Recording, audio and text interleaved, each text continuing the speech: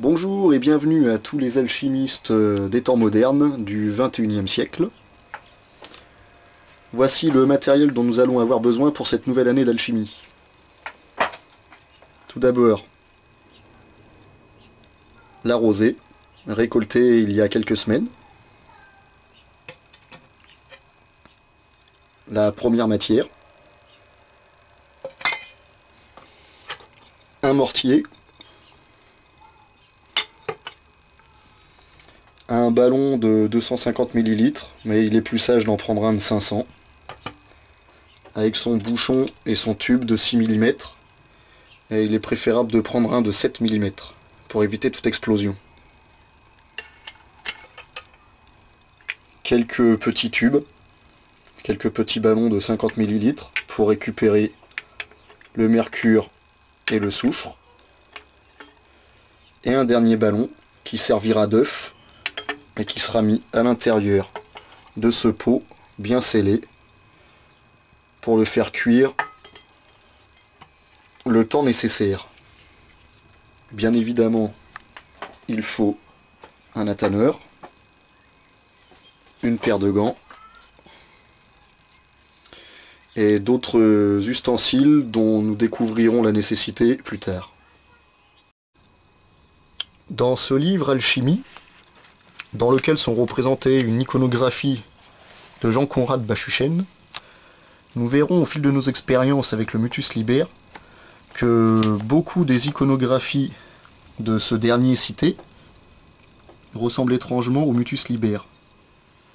Comme la première iconographie ci-jointe, ici présente, qui représente la pierre philosophale avec le phénix, représentant le soufre, le mercure et le sel.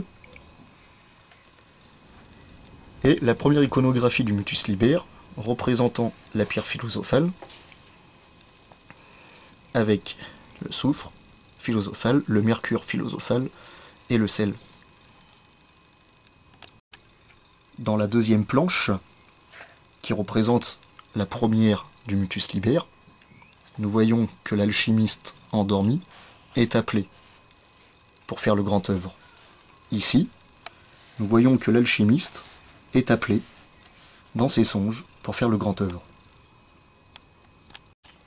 Repassons maintenant à ce qui nous intéresse, c'est-à-dire à la troisième planche du Mutus et au cheminement que nous devons accomplir pour arriver à la pierre.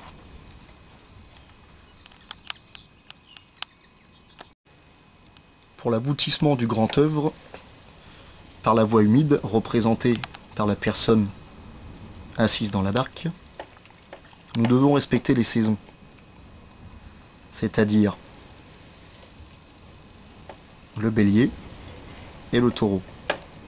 Saison à laquelle nous devons récupérer la rosée et les premières matières.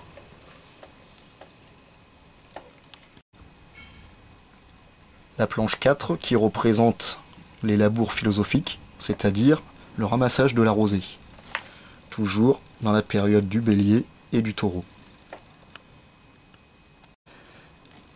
Nous voici maintenant à la planche 5, ou le début du grand œuvre.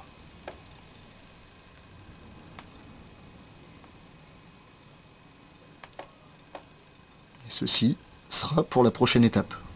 En attendant, récupérez votre rosée, vos premières matières, votre matériel, et nous nous reverrons plus tard.